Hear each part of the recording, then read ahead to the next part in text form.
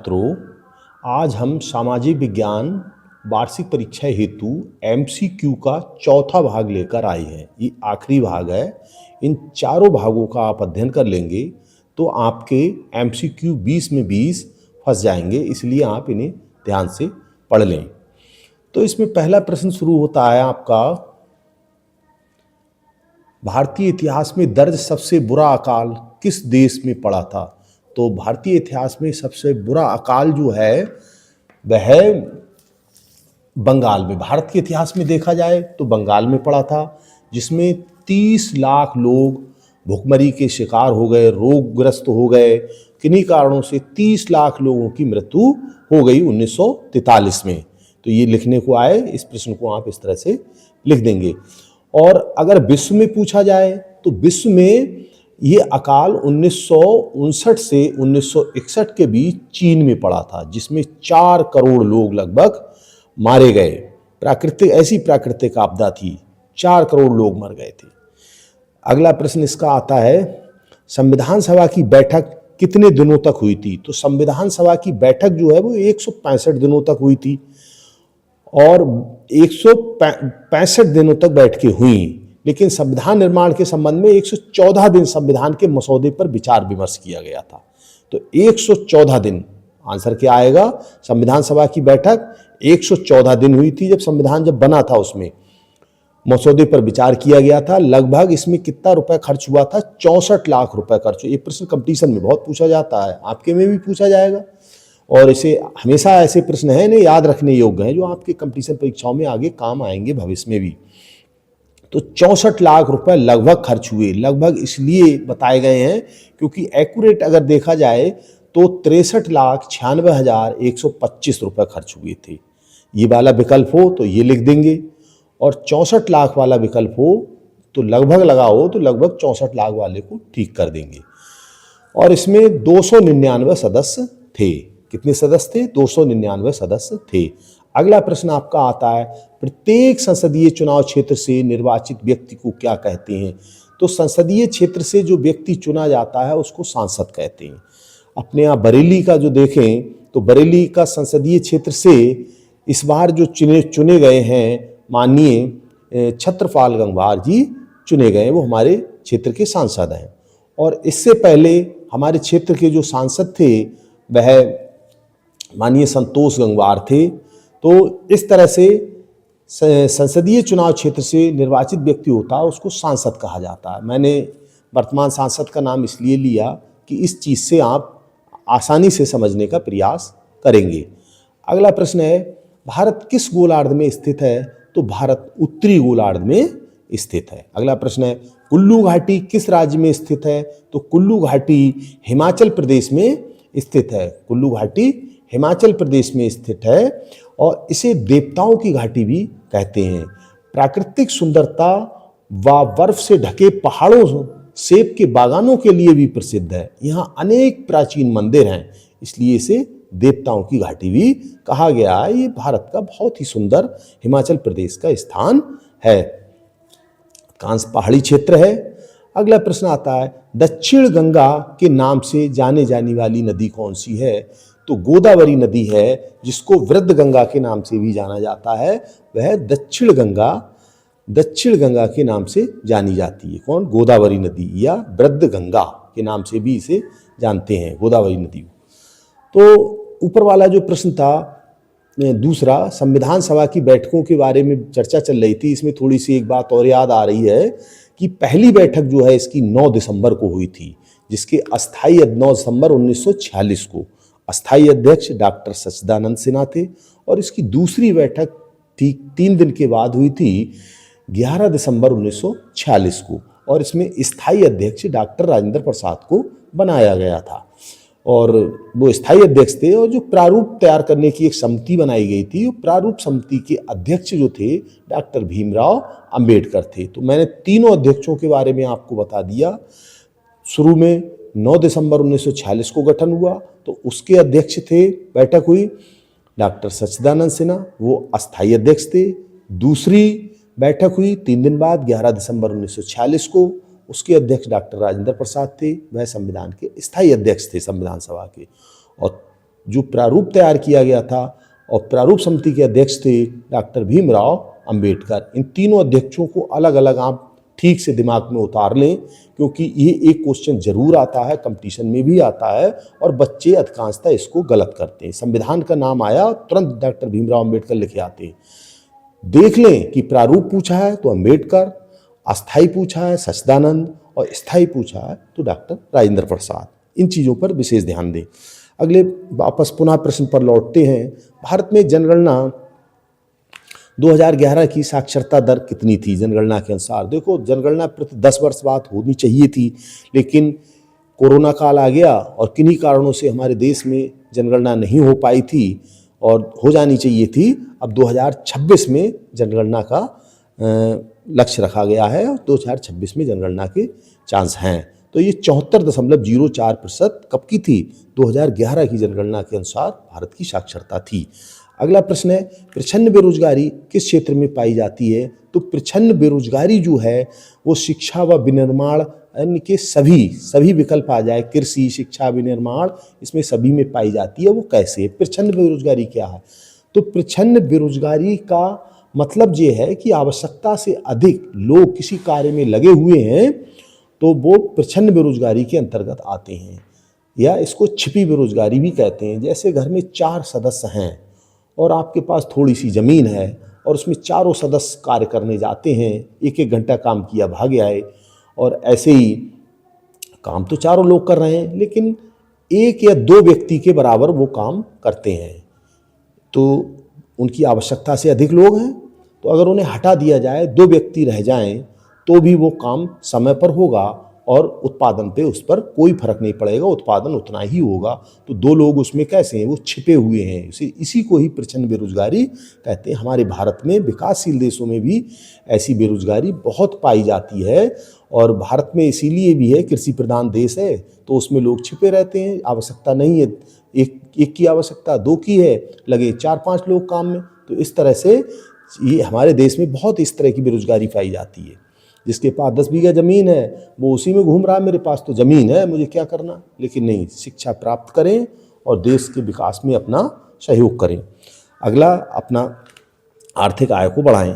अगला है, स्वतंत्रता के बाद भारत की सबसे कठिन चुनौती क्या थी? तो देश आज़ाद हुआ उस समय सबसे बड़ी चुनौती थी, क्योंकि बड़ी क्रांति ही, युद्ध हुआ, जिसके साथ ही देश आज़ाद हुआ। तो उस समय भुखमरी, दंगे हुए, निरक्षरता थी, कम पढ़े लिखे लोग थे, और 565 जो रियासतें थीं उनको मिलाना था। शरणार्थी पाकिस्तान से भारत में लाए गए, उन्हें बसाने की समस्या थी। ये बहुत बड़ी बड़ी समस्याएं थीं, और 565 रियासतों को हमारे देश के प्रथम उप प्रधानमंत्री सरदार वल्लभ भाई पटेल थे, उन्होंने इन रियासतों को मिलाने का काम किया था। नहीं, देश तो खंड खंड हो जाता, इसके कई टुकड़े बन जाते, सब राजा अपनी अपनी चलाते। तो हमारे देश के प्रथम उप प्रधानमंत्री सरदार वल्लभ भाई पटेल के लिए देश को संगठित करने का एक बहुत बड़ा श्रेय जाता है। अगला प्रश्न आता है इसमें, विश्व में सबसे अधिक जनसंख्या वाला देश कौन सा है? तो विश्व में सबसे अधिक जनसंख्या वाला देश भारत हो गया है। इससे पहले चीन था, लेकिन चीन की वर्तमान जनसंख्या 1.42 अरब है, और जबकि भारत की जनसंख्या 1.46 अरब है। तो भारत की इस समय ज़्यादा है, इसीलिए भारत में संसाधनों की कमी होती जा रही है, और गरीबी, भुखमरी और अनेक समस्याएं भारत में पैदा होती जा रही हैं। अगला प्रश्न है, राष्ट्रीय जनसंसद किस देश की संसद है? तो राष्ट्रीय जनसंसद जो है वो चीन की संसद को राष्ट्रीय जनसंसद कहा जाता है। ये प्रश्न आ जाता है। अगला है, संविधान सभा के अध्यक्ष कौन थे? तो इससे पहले मैंने आपको बताया भी था। तो डॉक्टर राजेंद्र प्रसाद स्थायी अध्यक्ष थे, और सच्चिदानंद सिन्हा अस्थायी थे। प्रारूप समिति के डॉक्टर भीमराव अम्बेडकर थे। इस क्वेश्चन को यहाँ पर भी समझ लेंगे। अगला प्रश्न आता है, भारत का संविधान कब लागू हुआ? तो भारत का संविधान 26 जनवरी 1950 को लागू हुआ था, और संविधान को बनाने में 2 वर्ष 11 माह 18 दिन का समय लगा था। संविधान 26 नवंबर 1949 को बनकर तैयार हो गया था। 2 वर्ष 11 माह 18 दिन का समय लगा। 26 नवंबर 1949 को संविधान बनकर तैयार हो गया था, लेकिन इसके कुछ अंश तो लागू कर दिए गए। पूर्ण संविधान जो है वो 26 जनवरी 1950 को ही लागू किया गया। क्यों? क्योंकि 26 जनवरी 1930 को पूर्ण स्वराज की मांग की गई, पूर्ण स्वराज घोषित किया गया था कांग्रेस के द्वारा, इसीलिए उस तिथि का इंतजार किया गया और उसी तिथि में ये संविधान लागू किया गया 26 जनवरी की तिथि का इंतजार करने के बाद। अगला प्रश्न आता है आपका, अब एक प्रश्न ये भी आता है, संविधान किसके द्वारा तैयार किया गया? संविधान सभा के द्वारा तैयार किया गया था। अगला प्रश्न, भारत में चुनाव कौन कराता है? तो भारत में चुनाव आयोग कराता है। चुनाव आयोग स्वतंत्र संस्था है और जिसकी नियुक्ति राष्ट्रपति करता है। ये चुनाव चिन्हों का आवंटन करता है। तो चुनाव चिन्हों का चुनाव से क्या लेना देना है? बिल्कुल लेना देना है।